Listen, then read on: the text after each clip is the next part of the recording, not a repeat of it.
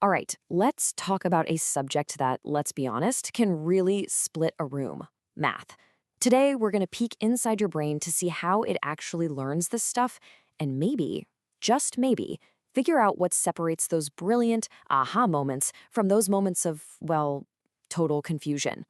So let's just start with the million-dollar question, right?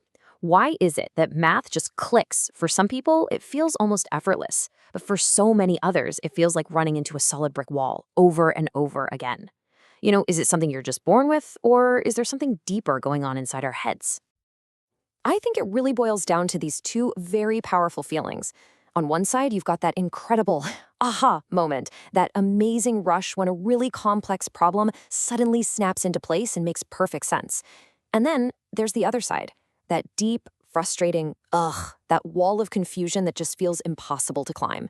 We're going to find out what's happening in the brain during both of these moments. Okay, so to understand how we learn, I want you to reimagine your brain for a second.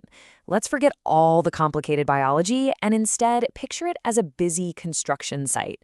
It's got different tools, different zones, and each one has a really critical job to do. First up on our construction site, you've got your working memory. You can think of this as your main workbench. It's the space where you are actively juggling information, in the here and now.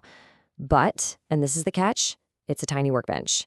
It can only hold a few chunks of information at any given time before it just gets completely overloaded.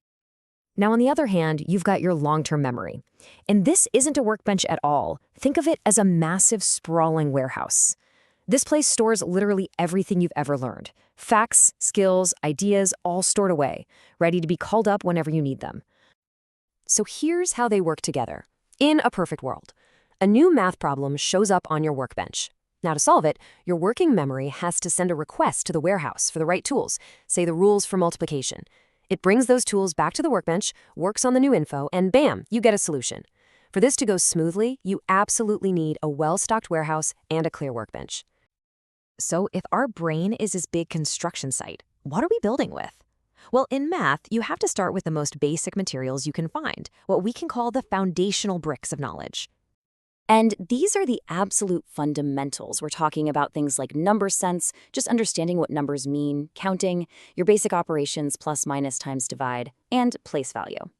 The whole goal is to practice these so much that they get stored deep in your long-term memory warehouse, so deep that pulling them out is automatic. And that is so important because it keeps your tiny little workbench free to focus on the new, harder parts of a problem.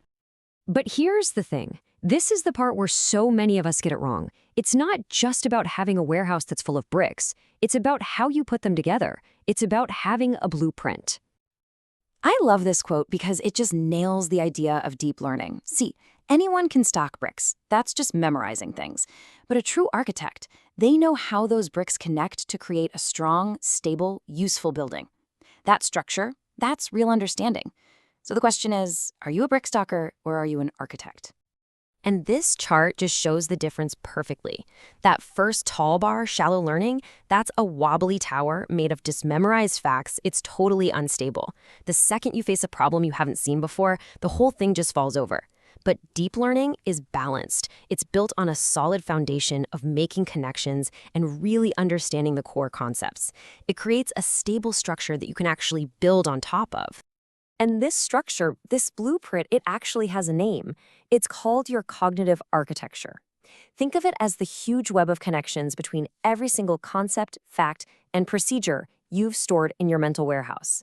If you have a strong cognitive architecture, you don't just know a formula. You know why it works, how it works, and when to use it. It is the secret to solving problems you have never, ever seen before. So what's the most important takeaway here? It's this. You aren't just living on this mental construction site. You are the architect.